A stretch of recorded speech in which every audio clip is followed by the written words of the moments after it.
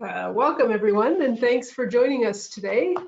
My name is Sandeep Lally. I'm the President and CEO of the Calgary Chamber of Commerce, and we're very pleased to have Andrew and Shawn joining us today to provide a bit of insight into how you manage insolvencies and planning in today's environment. But first, in this spirit of respect, collaboration, and truth, I'd like to begin by honoring and acknowledging that today's conversation is taking place on the traditional territories of the people of Treaty 7 region in southern Alberta and Treaty 6 region in central Alberta.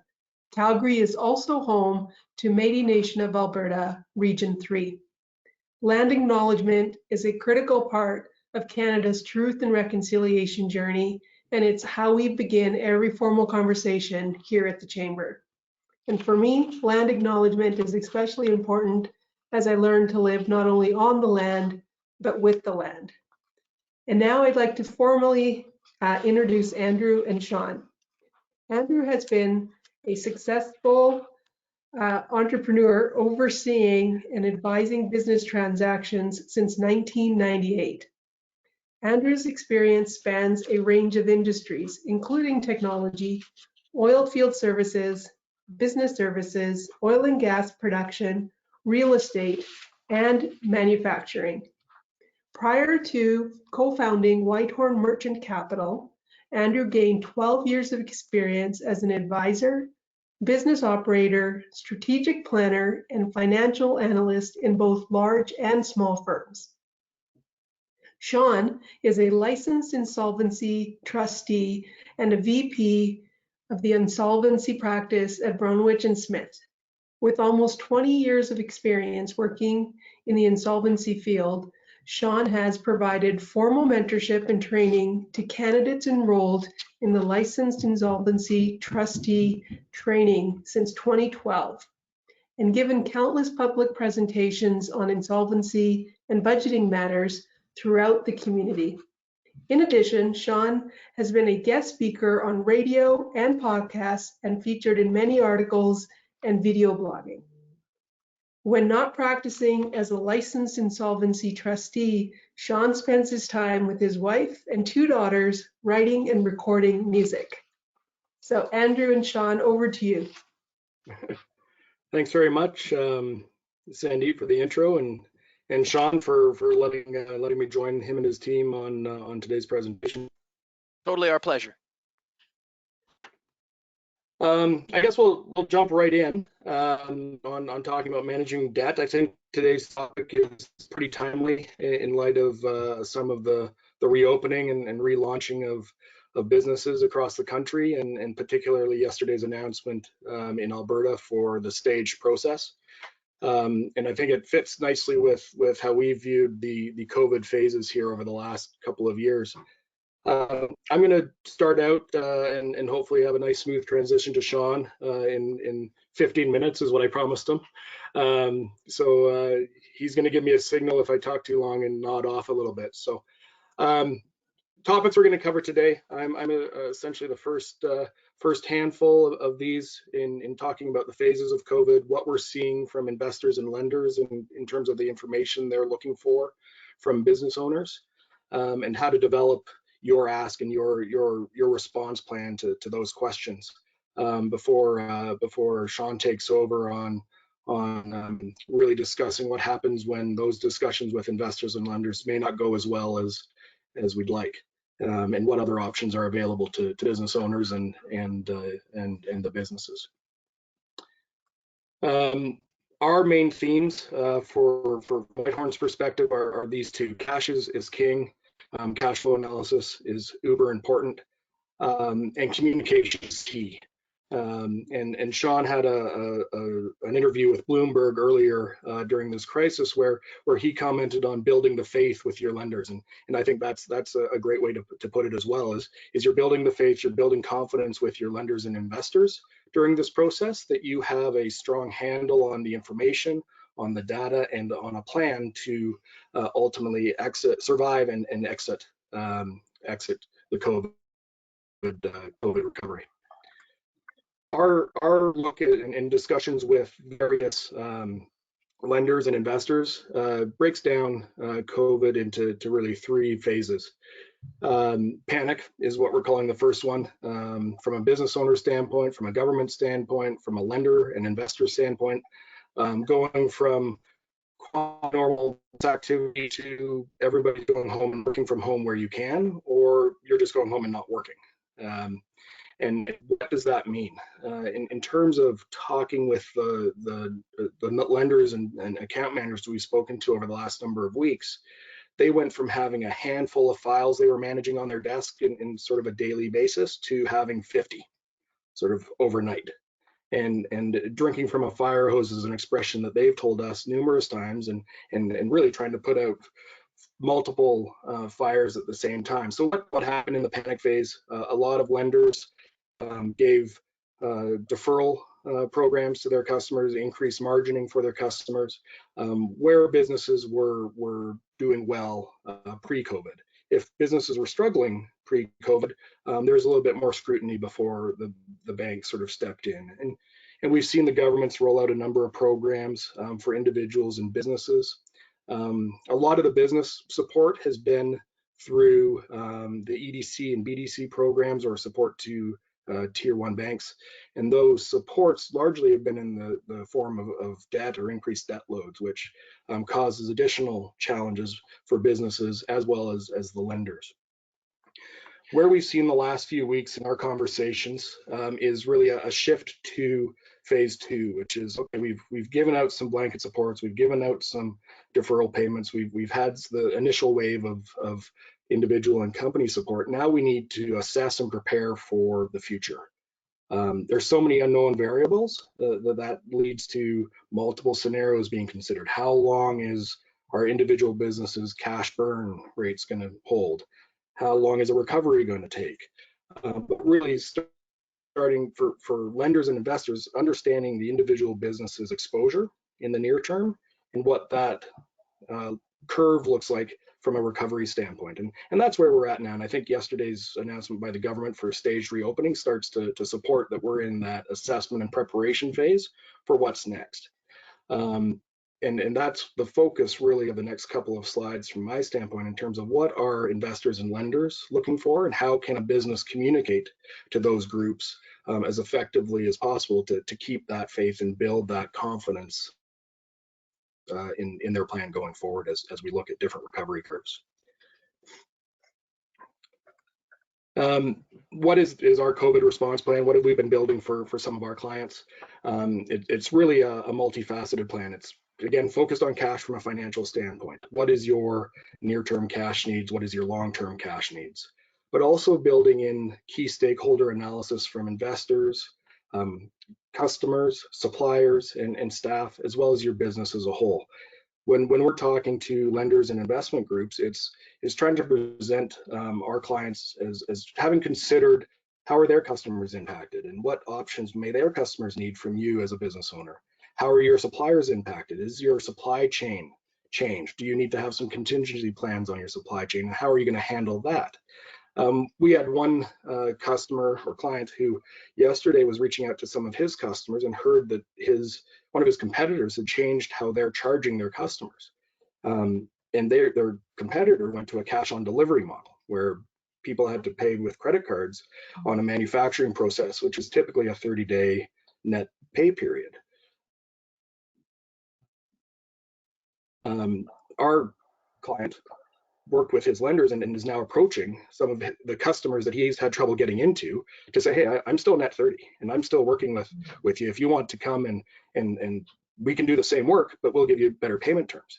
That's opened the door to a number of potential customers that he hasn't been able to get into over the last few years because they were somewhat married to his competitor. So there are opportunities as you go through this and do consider what's impacting your stakeholders and what opportunities there may be.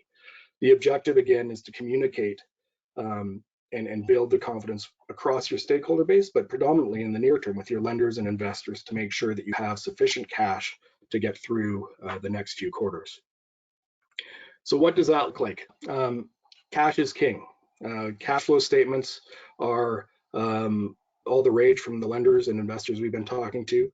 The 13-week cash flow is something that most business owners haven't had to build in the past. And it is really looking at weekly cash inflows and weekly cash outflows and understanding where there's gaps and where there's negative cash flow. And a lot of businesses every week for the next few weeks is a negative cash flow week. But understanding what that looks like, understanding where there may be cost savings, and having that roll forward as we enter into a recovery mode, in addition to sort of the traditional asks from lenders in terms of financial forecast, income statement, balance sheet, and a cash flow statement. Depending on the sector, we're seeing longer requests for those forecasts. If you're an energy services company, we're seeing outwards of 24 months for a forecast. If you're a manufacturer, somewhere in the 6 to 12 month range, but we're typically building a 12 to 24 rolling forecast. We understand the variables. There are so many unknown variables that it's tough to do. And that's where we're starting to get a lot more feedback on scenario analysis, understanding, okay, what happens if I'm in stage 1 of the government's announcement yesterday and I'm starting to open up? What does that look like versus if I'm in a stage 3 and you don't necessarily know the timeline on when things will open up. And then the shape of your recovery curve. Different businesses will recover faster. A dental office may recover faster than a manufacturer or an oil field service company. And understanding how those different curves will impact your cash flow going forward beyond just the immediate burn rate. The expectation, and it's important, we all know that the second you hit publish on a forecast, it's wrong. None of us have that perfect crystal ball. The point isn't for it to be 100% accurate. The point is for it to have realistic and feasible assumptions, consider a number of potential variables and outcomes, and be able to adjust. You're building confidence with your bank manager, with your investor group, that I understand there's multiple scenarios, and I put a lot of thought into how those scenarios can impact my business, and maybe there's opportunities that emerge as well. And that's really the main goal of the financial data piece of your response plan, is building out a capability to adjust to new information and new variables that come in, and how that impacts your cash flow and your cash performance. From a key stakeholder standpoint, a lot of business owners that we've been talking to over the last few weeks have been very focused on what's going on with my business, and that is natural, and it's 100% important. The other factors that we start to ask questions for them on is, well, how are your customers impacted? What's their recovery timeline, and how does that impact your business? And whether that's from a restaurant and you're only allowed to open 50% capacity, well, are your consumers, are they working? Are they back at work? Have they left their house? Are they allowed to get out there? To the manufacturer, and understanding the order backlog and the orders that his customers may have. And turning that to your supplier base as well, and understanding some of the pressures they're facing, and whether they're open, and whether they have access to a full workforce, and what backlogs and shipping trends, and if you're sourcing material from overseas, how has COVID impacted your supply chain that way? And looking at potential contingency options. From a peer lender standpoint, they're in the point of assessing who they're going to back, how much they're going to lend, and over what time frame. But looking at how all of your other stakeholders and all of the other participants in your business impact you is also important in building that plan and presenting it to your lenders and your investors for needed cash injections. Right now, as a general caveat, lenders are not taking on new clients, and that's something that is a little bit different than even in the financial crisis and other times in the economic cycle. All of the lenders we've talked to say, yes, we're still looking and considering new clients, but the reality is they're not taking on new clients right now. They've got too many portfolio clients that they're trying to manage. So the best solution for a business owner right now is to build that relationship and build that faith, as Shawn says, in you and in your business, and build that with your current client or your current lending base. The ask is sort of the final stage. As you've done all your analysis, you pulled together financial statements, the stakeholder impacts. You're getting down to, what do I need? What level of support do I need from my bank? What level of support as a business owner am I willing to provide, if any? What level of support do I need from my investor group if I have one? The ask is supported by the data and the analysis, with the caveat that as new variables come to play, the ask may change. But this is based on the best information I have right now under a conservative but well thought out, feasible approach that I know. And this is my ask for what I want from you in terms of support. And this is how, over the time of a recovery period, I plan to pay you back and get a return back on your investment in me as a business owner. It's important from our perspective, to be fair, understand that lenders are in the business of getting money out and getting it back, plus a return. Investors are in the business of investing money in and getting it back, plus a return. And when you build your ask, you need to be cognizant that they are businesses too, and their business is to certainly support you where they can, but ultimately they want to know that they're going to get a return on their investment in you, whether it's a loan or an equity investment from investors. And so being reasonable is important, but also being detailed and providing some meat behind the plan and the ask that's supportable. And then they can come back. And in the example I used earlier, we've been in discussions with a lender for over the last couple of weeks. We were engaged 2 weeks ago to build a plan and an ask. We presented our initial ask to the lending group about a week ago. We've had a couple of iterations back and forth discussing, addressing some of their concerns, seeing how it impacts our client. And on Monday, we're expecting them to go to their credit group for sign off and approval, with funding hopefully to follow shortly thereafter. But being able to have an adaptable and flexible financial model and plan that can take in feedback from your investors and from your lenders allows you to make good assessments of what your options are. And those options can run the full gamut. Key takeaways from my standpoint: cash flow optimization. Right now, most businesses, including our own, we're managing cash flows. We're making sure that we understand our inflows, we understand where our outflows are, and where we have flexibility on the outflows. And as you build your response plan for COVID, realistic assumptions, rapid growth, rapid recovery. Be conservative in your recovery assumptions. Consider different scenarios. What happens if it's a longer recovery? What happens if your supply chain is impacted and your customers are impacted? We also like to build in a dashboard, almost a real-time dashboard that can take daily data from your business, from your accounting software, to outline where immediate changes are to your cash flow going forward, and the impact of changes in days payable, days sales outstanding, etc. And then communicate your ask. Communication is key throughout with your lenders to build that confidence. And remember that the plan you're building is being designed for lenders and investors and your business. It's not just an external plan that is, okay, this is designed to get me some comfort and a war chest to survive this. It's about you understanding different options that your business have, whether it's with customers, whether it's with suppliers to adapt to some of their needs and requests, or whether it's to say, okay, the bank has come back and said, no, we're not accepting your proposal, come up with something else. Well, what other options do you have? And how can you use your business and your knowledge to assess those options? And a good base, a good foundational base with strong data that we've sort of walked through trying to build, allows you to assess those options. And some of those options can be business combinations. Fielded a call yesterday from a client who's looking to merge with another entity as a business combination to be stronger coming out of this.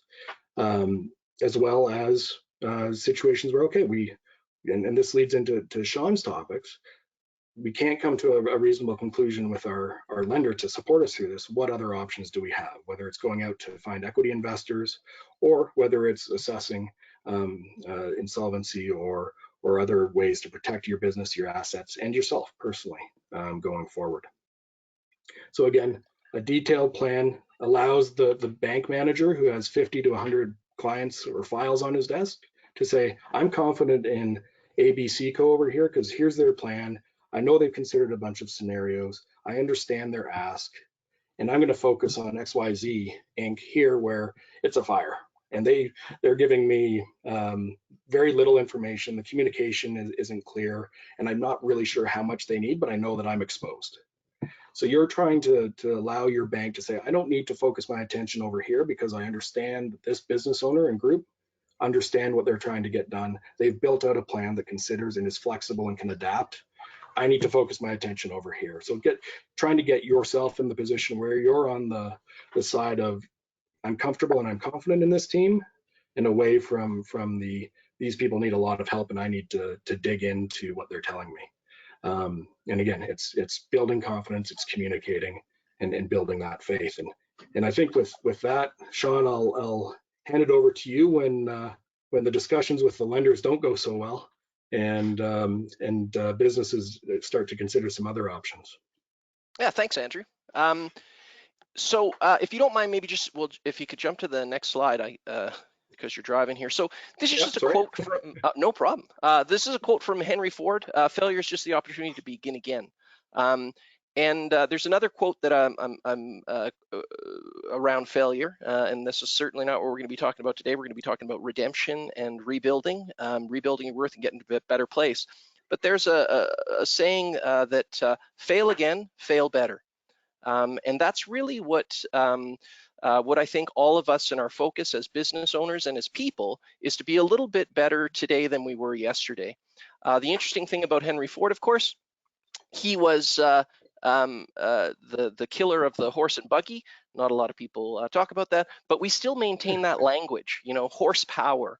Our language has not yet well, I don't know that it'll ever adapt. We still use that old language to frame the future. And it's important that we are adapting our language now to also frame the future to get to a better place. So Andrew, if you don't mind jumping to the next slide here. This is basically what we're looking at here. What do you do when you can't pay your debts as they become due? Now, really what this is about, and what I wanted to speak about in relation to this slide, is this concept of a promise versus a prediction. Okay, so everything that we enter into, every communication that we enter into, we make promises. We speak things into the world, but they're predicated on certain things happening. And this is what Andrew was speaking about when you're looking at forecasts, they're predicated on certain assumptions. And it's very important that those assumptions are appropriate, because when it comes to restructuring, one of the things, if you were in a formal restructuring, the trustee would be required to actually be monitoring the assumptions that are being made. And if there's a material adverse change, they'd have to be reporting to the creditors and to the court, and it can end up sort of collapsing a proposal that you filed and putting it into bankruptcy. Now, again, the reason why I'm speaking of promises and predictions is that kind of language is very easy to understand, even at the most base level. When we start talking about cash flow projections and rolling forecasts, that can be confusing, and fair enough. They're important things, and you might, as a business owner, say, hey, my accountant's taking care of this, or my CFO's taking care of this. What's important for us to understand, just on the personal level, is that we all end up in situations where we're not able to honor the original commitment that we've made, and that we have to actually seek the forgiveness of our the person that we're arguably trespassing against, to use some language that my father would be proud of me for using. So what this is about, it's really about empathy, and so there's a very important thing to keep in mind, that sometimes when we're in a place of suffering, we can be wrapped up in our own suffering and forget that the other individual is suffering as well. And I want to be really clear here that as Canadians, we have a fantastic restructuring opportunities under the Bankruptcy and Insolvency Act. The Superintendent of Bankruptcy, her name's Elizabeth Lang. She has been instrumental in bringing changes and to the administration of the Act to bring this forward, and also for people that are actually in proposals and in bankruptcies, has even sought some court orders across Canada to ensure that the system continues to flourish and support the economy and the business people. Now, the Bankruptcy and Insolvency Act is an interesting act in that although it's a legal statute, it's often referred to as a businessman's act. So you would be dealing with someone like me. I'm a trustee, and I'm not a lawyer. Most trustees would be accountants. It's changed a little bit over the years, but that's traditionally the background. And you would be dealing with a trustee, and the role of the trustee is really to assist in the administration. And much like Andrew's talking about helping the restructuring, the trustee can be brought in around that same time as well, and they facilitate sort of the administration side of things. And there's two different ways that we could be involved here. We could be involved from you're bringing us in, or we could be involved that we're invited in by your lender. Now, I don't know about you, but I like to invite guests into my home as opposed to guests being invited into my home. So it's important that we have our proper communication with everyone. You know, as it says on the slide here, the hardest times requires the greatest of empathy. When we're unable to pay our debts as they become due, the word is insolvent. Okay, so effectively, what that means is that there's two different definitions of it. One is the liquidation of the assets are insufficient to pay the liabilities. And that in a lot of cases, that's where a lot of us are as people. Okay, businesses maybe not so much, but as people, most of us are kind of there. The second one is you're not making, you're ceasing to make the payments as they become due. Now that may be happening with you, or you're getting down that road, or that may also be happening with your customers, but it could also be happening with your workforce. And that's something that's incredibly important to consider. And this is where I'm speaking of that empathy. First, we have to have empathy for ourselves to say, hey, listen, I'm in this situation. What are my plans? How do I reach out? And it's a difficult conversation to have. But secondly, you know, as a leader, you have to really be cognizant of those that look to you, look to your lead. And it doesn't mean you're not, you know, like and Andrew was saying, hey, panic. Fear is a very natural reaction, is a hugely natural reaction, particularly to things we don't understand or we don't know. It takes courage not to know everything. It takes courage to actually know what you know and being humble enough to say, this is not my forte, and seeking out professionals within the community, which is what this is really about today. This is about professionals in the community sharing with other professionals to say, hey, these are the things that we can do. So Andrew, if you don't mind jumping to the next slide for me, my friend. Thank you. So this is the nature of the relationship with your bank. It's important to understand, of course, and you might already know this, your lender, they're their own business, as Andrew was saying, right? So they're also a creditor. So they're going to be as flexible with you as possible, provided that it makes sense for them. There's going to be a point where they're not going to be able to do that anymore, because of course they have to answer to their stakeholders as well. Now you can shake your fist at the angry gods over that, and you're probably going to be on not such great graces if you're communicating that way with your lender. But what I would like everyone to remember is that it's a lot easier to make an unhappy customer happy than it is to find another customer. And I think we all know this intuitively. Even the most difficult customer, you want to make them happy. Now you might think, well, the bank's probably not happy with me, or my lender's not happy with me when I'm not making the payments. And we've got this sort of backwards relationship with that. And of course, you're the customer of that lender. You could go somewhere else. In fact, Andrew was sharing a story about how someone, the one company was saying, no, we're cash on delivery, which is what happens when people get into financial difficulty. Sometimes they'll say, I'm not dealing with you unless you do cash on delivery. Whereas the other one's saying 30-day, we'll keep the regular terms. The relationship that we have with our creditors as debtor and as creditor, it's extremely important, and it's important to understand that. And the best way, the best relationship you can ever have is one that's equal.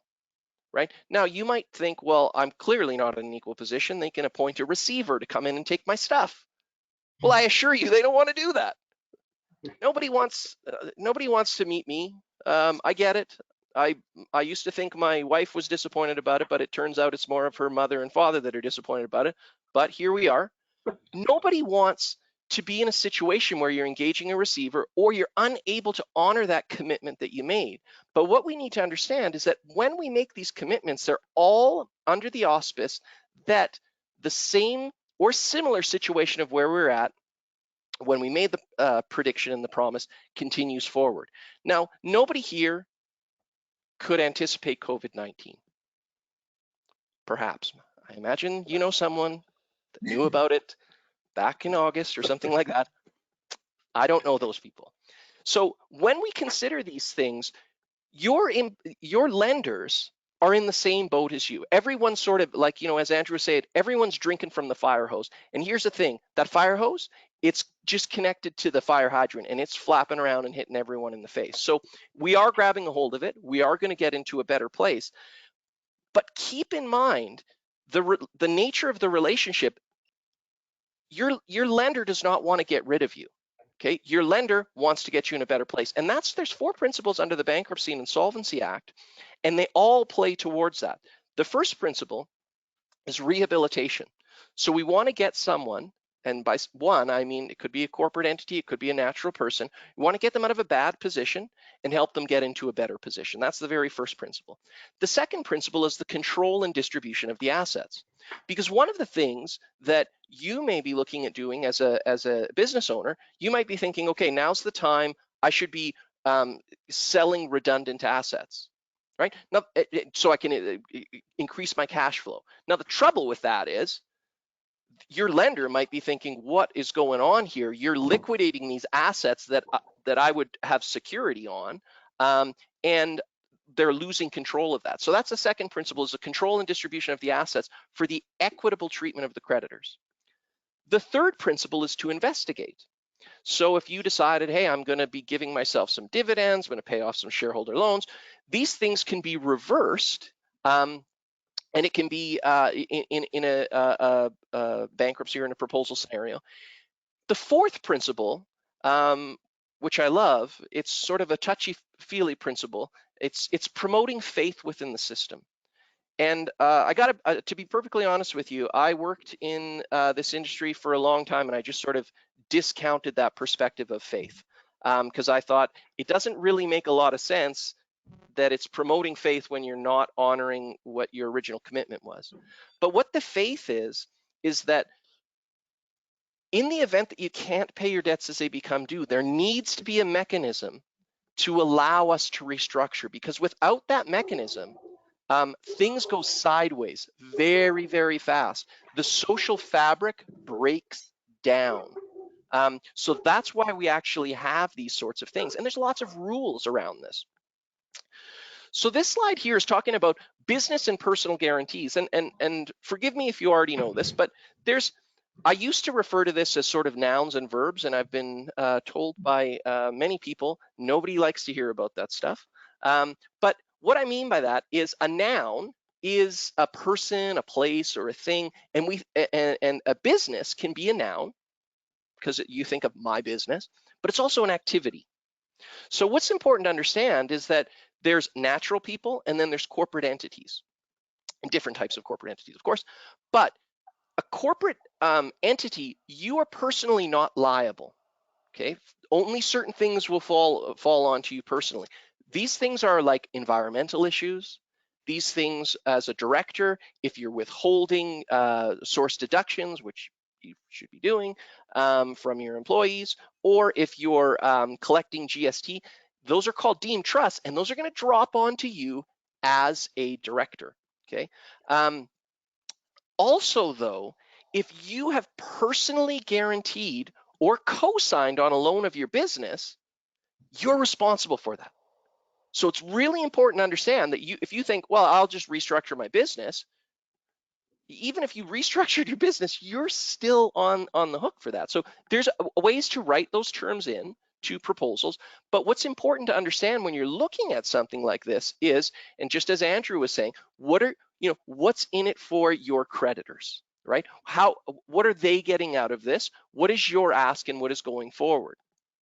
It's very likely, if you're a small business, that although you may have gone to the bank and the bank's like, yeah, I want to support you in helping you with this, it's very likely that this is in your name as well. It's extremely likely, okay? So if you bankrupt your business, or if you incorporate your business, and by business, I'm talking about the noun, then what's gonna happen is you're still liable. And that's usually what is occurring with a lot of the people we're talking to, because you have a small business, the lenders are not just gonna lend it to your business. So inevitably what that does is it bleeds over onto you into your personal capacity, okay? So when we look at something like that bleeding into your personal capacity, it's extremely important that you are appropriately taking care of yourself and focused on what your sort of forward perspective is going on this stuff. So mental health is a hugely important part of this, okay? So if you have employees, their mental health is likely, there's a lot of stress. People are working at home. I'm working at home. I think everyone else is working at home here. Andrew, I assume you're at home. Yeah, you bet. Yeah. So the impact of this on our mental health is incredible. So it's important that we are considering, not just with our lenders and what our relationship with our lenders are, it's also we have to consider, and this is where it comes back to that empathy, what's our relationship with our employees?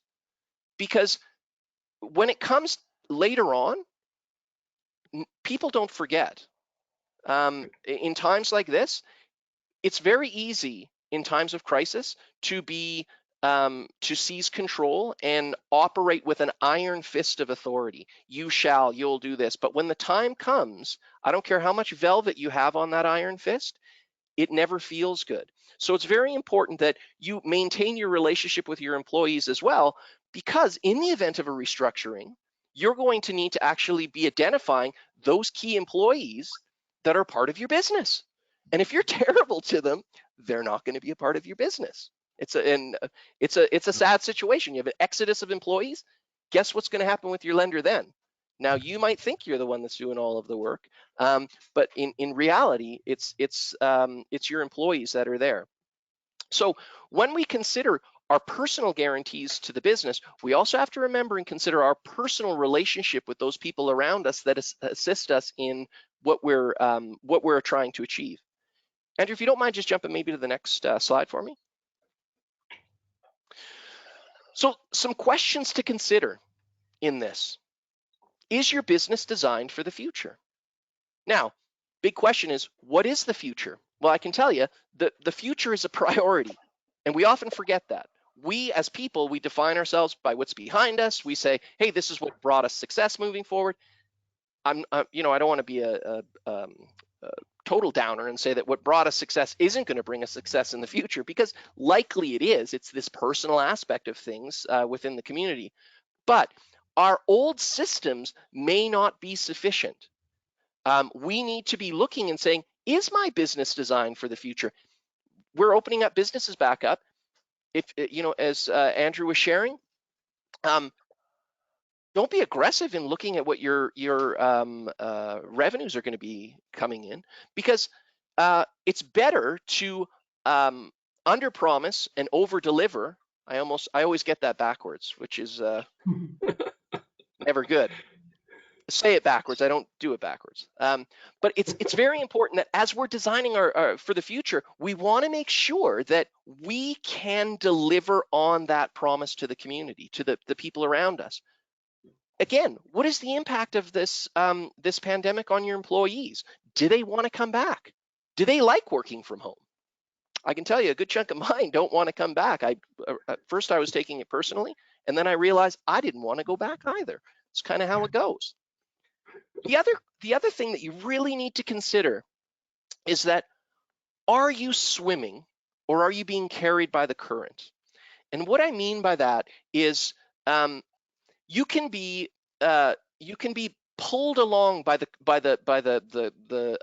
current of the economy and the offering that you have, and it may feel like you're swimming, you're doing all the right moves, and then something goes wrong, there's no more current.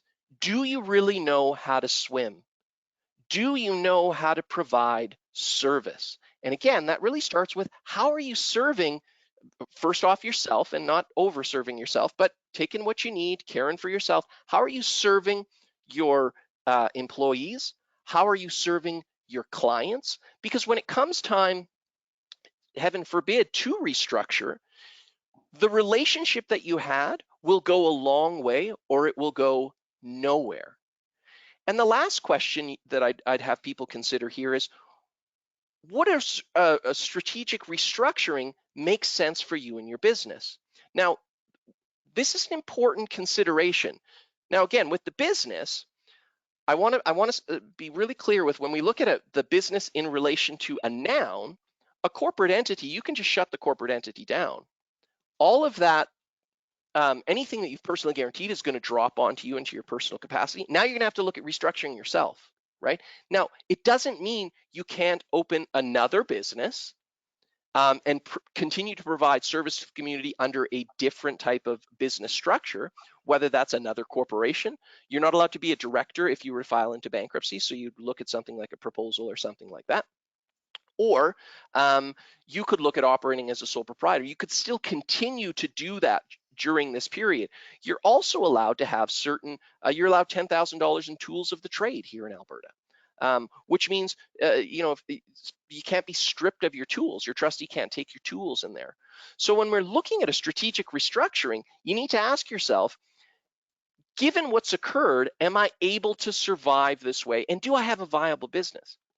That's a horrifying thought. I totally get that. I totally get that. But the only way we get through this stuff is if we actually turn and face towards that. Andrew, if you don't mind jumping to the next slide here. It's a horrifying thought, and it's a very difficult thought to turn your head towards something like that.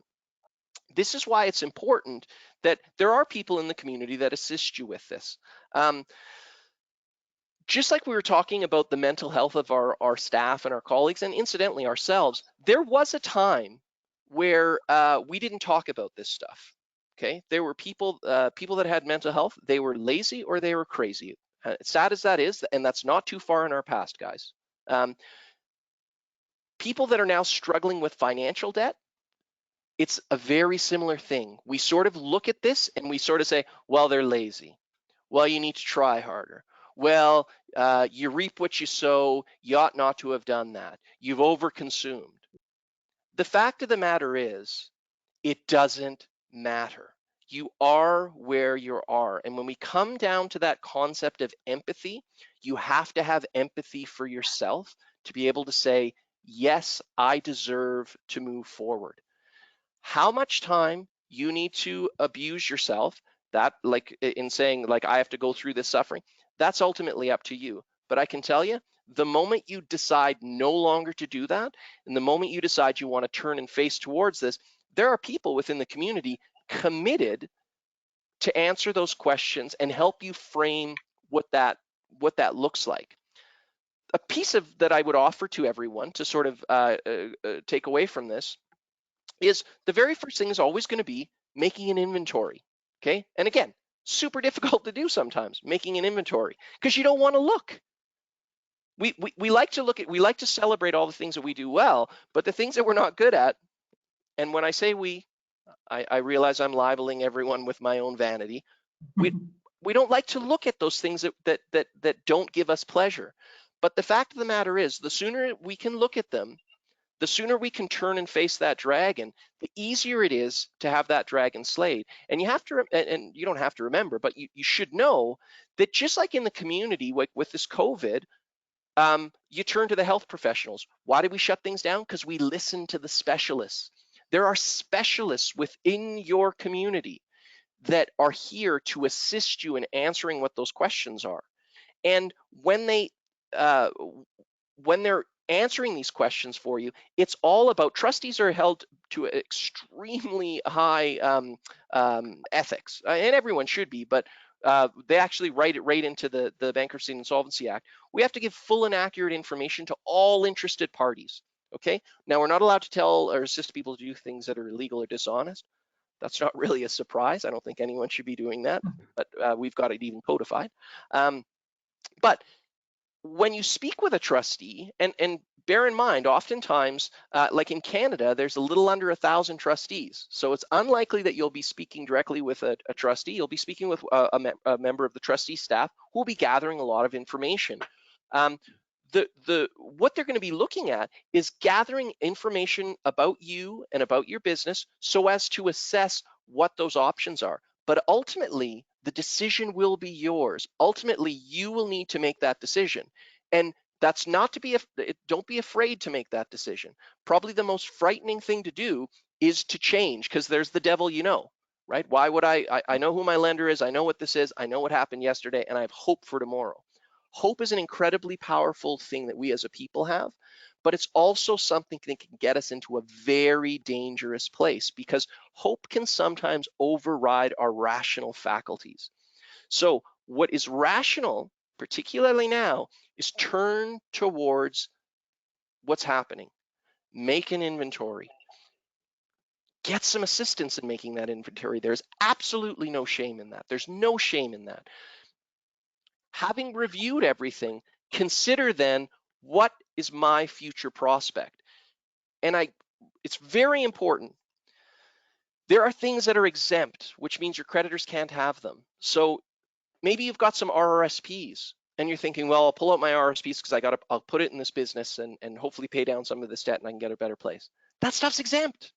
You're not allowed, like, your creditors can't have that. So if you redeem that and put that in there, you're trading off your future potential, your future retirement for this moment now. And that is not something that I would recommend. And I'll tell you something, it's not something that the legislation recommends. That's why it's exempt. So it's important, before you start liquidating and doing things, talk to a professional, talk to a debt relief specialist. They're at our office. And the other thing that's important to understand is, I understand this may be in different provinces. Hopefully we can share this and start normalizing this conversation of debt.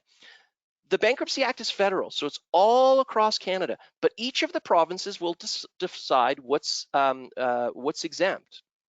Okay, so it's important that you understand that if you're reading something someplace that says, oh, you're going to lose this, you're going to do this. No. Talk to a trustee that's in your neighborhood. It's or in your province. I guess there's no such thing as neighborhoods anymore. There's neighbors, and then there's community, I suppose, where we're at here. So I would encourage everyone, when faced with something like this, keep in mind there is a solution. And the last thing I would I'd be remiss not to speak of, social distancing is incredibly important. Okay, obviously, but right now, when you're looking at restructuring, one of the things that someone may say to you is, no, we have to meet. No, you don't. Okay, you can utilize technology just like we are here to move forward with this legislation. So if you're speaking with someone that says, no, we have to meet, this is how, there's always someone else, and we're a phone call away. So I think that's everything that I had to say. I guess it's now just some contact information if you have any questions. Yeah, so I think we're slightly over time, so I just have 2 questions. So Andrew, I think it'd be important for the audience to know, the quality of our assumptions. So is there like 3-4 things that you look for when you're testing the assumptions that people use in their cash flows? Yeah, we typically in building out the cash flows, especially in this market, we'll go through historical as a starting point. We recognize pre-COVID isn't necessarily reflective of post-COVID, but it's a starting point. And then really trying to go through how the business was performing historically to assess whether or not the assumptions going forward even make sense.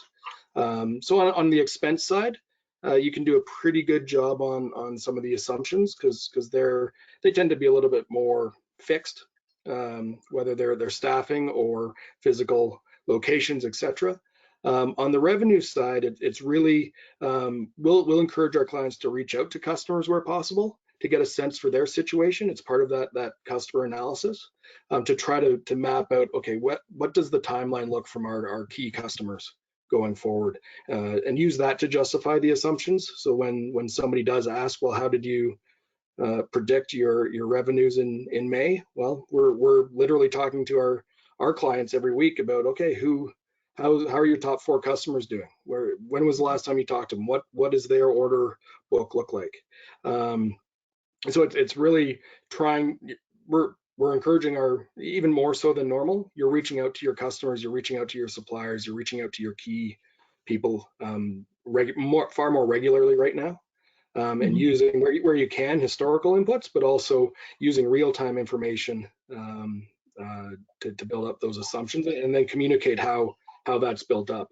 I don't think we've done a model where it's, oh, we're forecasting 5% growth just for fun. I mean, you've actually got to build some meat around that and justify. If you're going to have a 5% growth rate, justify it, and it's got to be tangible. And the lenders we expect now will, where the assumption doesn't sort of check their logic box, they're going to want to talk to the customer, or they're going to want to talk to the supplier, and we're starting to see that a little bit too. Yeah, I think that the accountability partner that Whitehorn and others can provide, like, I think that's the piece. And I think obviously when, Shawn, they deal with your firm, is the same thing. There's a bit of an accountability partner that comes in, but I think that's a key point to know, that the lender is actually going to take the extra step now to call a customer and vet out and, triangulate based on what's happening, whereas before they might not have. Because you had such historicals that you could tell things from. And then, so Shawn, my one question for you is, are we spending too much time on the macro environment and having that influence in to how we run our business, or how we choose to restructure or not choose to restructure? It's far be it for me to step into people's souls. People are gonna make their decisions based on what they think is most valuable. One of the things that I certainly I share, I try to live myself. I try to ensure I share it with my colleagues, and certainly with clients. You got to polish your own mirror. You got to know yourself a lot more. It's that turning outwards and looking towards something on the macro, instead of look at yourself, look at where you're at, being honest in relation to where you're at. And again, I'm not saying that's the wrong direction to go in, but I think the most important piece is so you can speak truth to power and truth to yourself, because ultimately you're the power, right? You're the one that's in control of the situation. The fact that a lender's going to reach out and speak with a customer, that's pretty fantastic. That means you got an engaged lender, right? Make sure that you know everything about yourself and about your business so that you're being clear with them. Yeah. All right. Well, I took a bunch of notes. So do you have any closing comments before we kind of pass it back to Gabe? I guess the only thing I would say is I want to thank you and the chamber and everyone for participating to help normalize this conversation of debt within the community. It's a difficult conversation, but I think the more that we can get used to this and we can start developing a language in a community around this, when someone starts talking to us about their debt, we're not sort of like going, hang in there. Like, debt is not weather. We can control this situation. And I think that's the key. It's be proactive. Do take control of your situation, and that's what this webinar is about. Is trying to help business owners and individuals take control, and be proactive, and be proactive in your discussions, and seek advice and seek help. It's important that people realize what they don't know. You don't know what you don't know, so talk to people, and it's not a scary conversation. And the reality is, maybe 8 weeks ago it was a scary conversation, but now 90% of the population is having this conversation, whether it's within their own houses, within their own businesses, or with their advisors. So it's have the conversation and be proactive.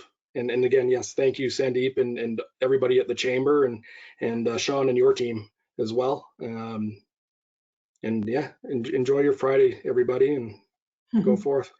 Yeah, no, I thank you both. I think it's so timely, and I think, yes, we are going to have it on our website. It's been recorded. We're going to share it out because COVID-19 has taken the stigma away from talking about debt in an open manner. Yep. And so I think it's important to have the tools so that Whitehorn and Bromwich+Smith bring forward to the community. The health of our personal balance sheets, the health of our company's balance sheet is stabilization. So I thank you both for your candid remarks and continued contributions into our community. Stay safe. Thank you. Thank Thanks you. very much.